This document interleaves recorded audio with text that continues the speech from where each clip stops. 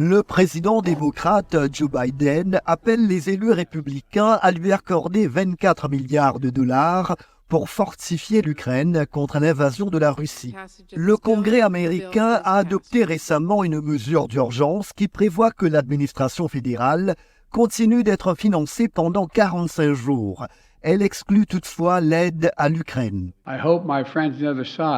J'espère que mes amis de l'autre bord tiendront leur promesse de soutenir l'Ukraine. Ils ont dit qu'ils allaient soutenir l'Ukraine lors d'un vote séparé. Nous ne pouvons en aucun cas permettre que le soutien de l'Amérique à l'Ukraine soit interrompu. J'attends à ce que le président de la Chambre tienne son engagement en faveur d'un passage sécurisé et du soutien nécessaire à l'Ukraine qui se défend contre l'agression et la brutalité.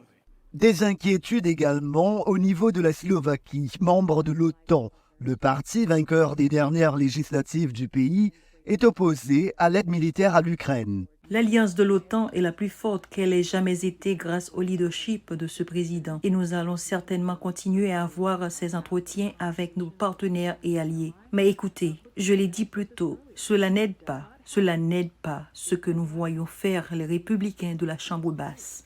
Volodymyr Zelensky, le président ukrainien, est lui d'avis que l'unité est cruciale.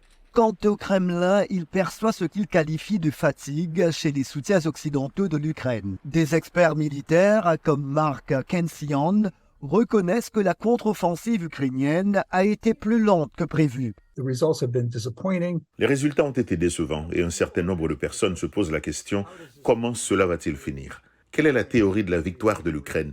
Je pense que le président Zelensky devra tirer cela au clair dans les prochains mois afin de rallier ses partisans.